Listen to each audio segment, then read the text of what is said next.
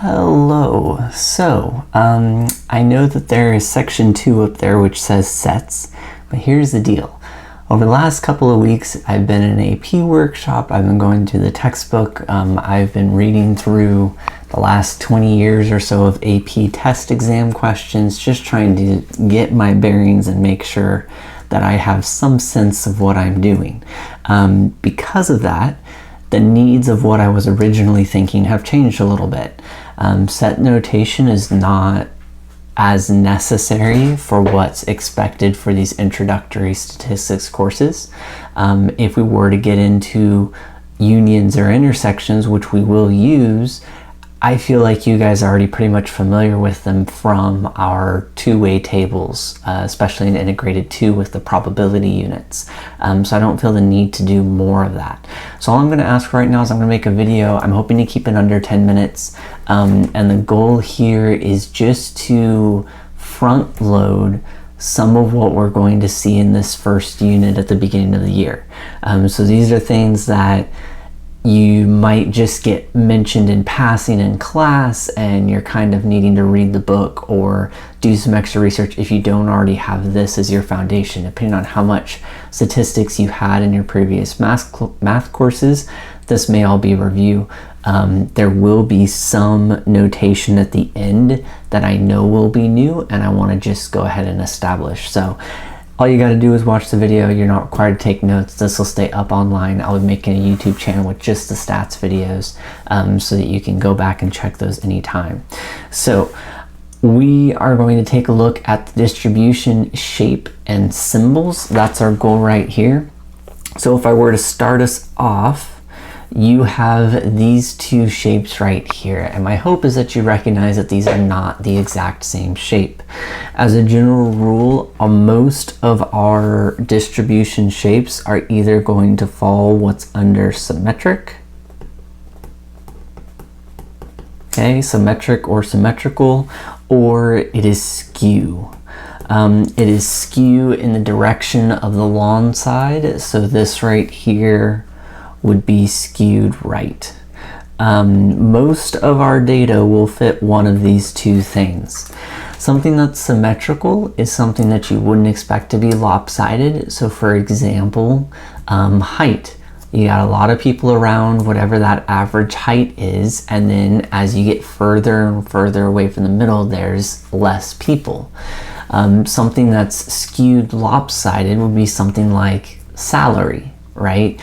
You've got starting at 0, then you probably have the bulk of, say, the US population, which is going to be somewhere between 40 and 60 or 40 and 80,000.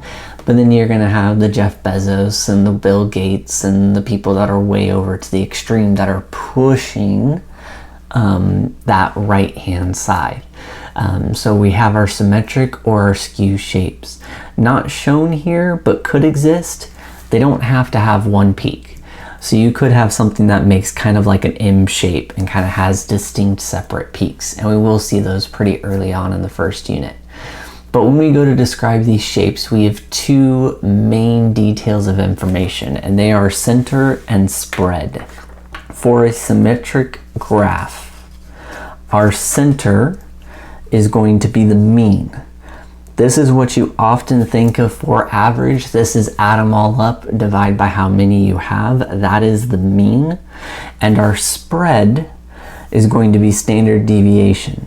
I'm not going to get into the calculation for standard deviation. I just want you to have it in mind that that is one of our ways of describing spread.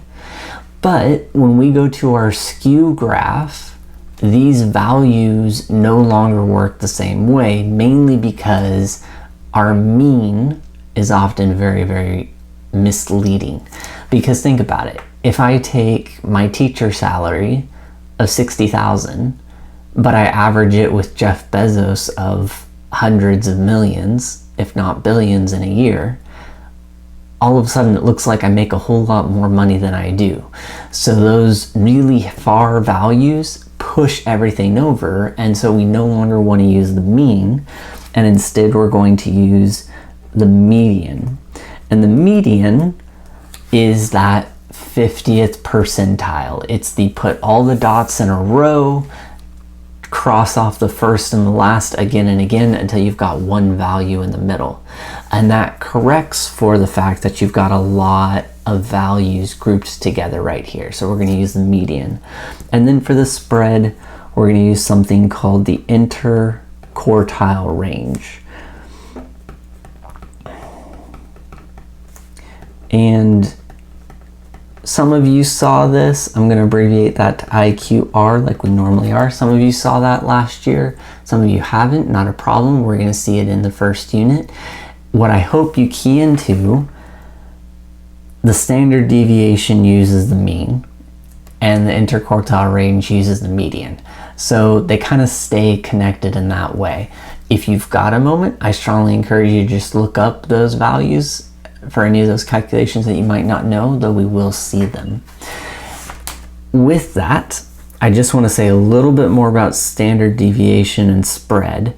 The point of spread is it gives us some insight into how far apart the data is from the center. So for example, here's two different sets of test scores, just as an example. They both have the same mean or average.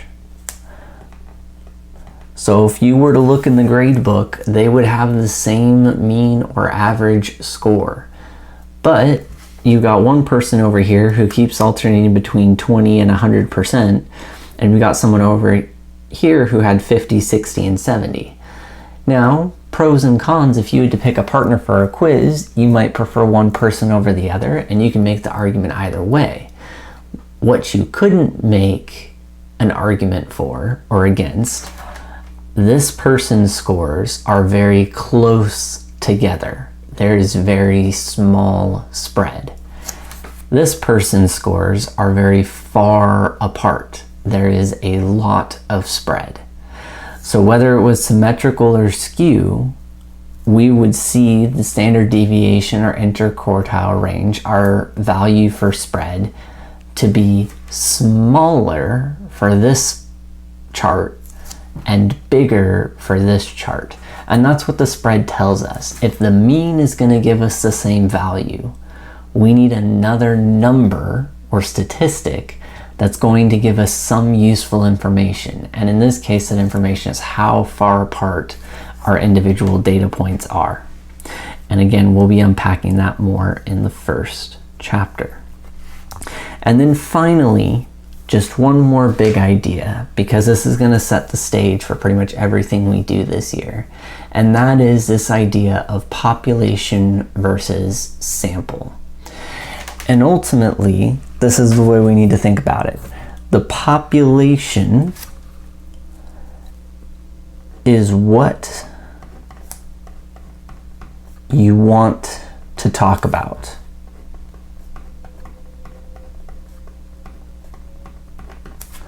And the sample is what you have data on. And sometimes this is intentional,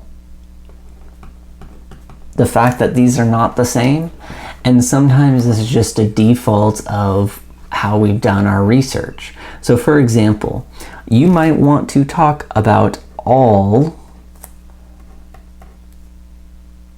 US teenagers. That's a fair thing. You know, hey, are they spending more time on their phone? Are they, do they prefer one video game or another? Is their voting preferences for party different than generations before them? You might want to speak about all US teenagers. But then the question is it realistic to go out and ask every single teenager about a certain aspect of their life? No. When you think about the logistics of, you know, conducting that survey, whether it's phone calls or texts or social media or getting into classrooms, like if you had to track down every single US teenager, you would never do it. So instead, you're going to have a sample of a small number of teenagers. And that could be any sort of number. That might be 50 or 1,000 or 3,000. or 50,000. I don't know. It could be any number of teenagers.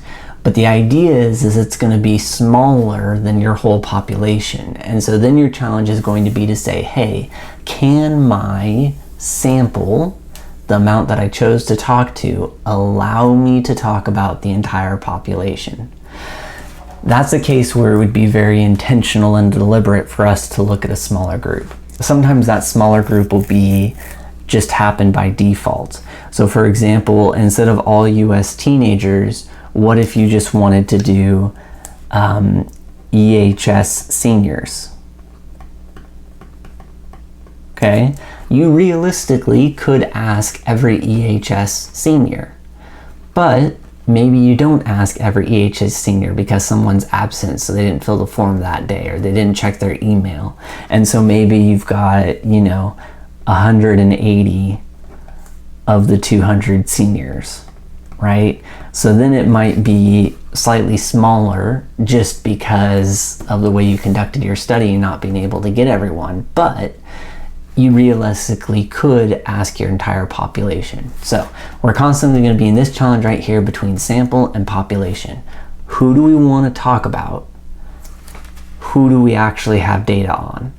And most of the time, who we have data on is going to be a smaller group than everyone that we want to talk about. And that's where we have to be careful going back and forth, because just because these 50 teenagers responded this way doesn't mean that they now speak for all US teenagers.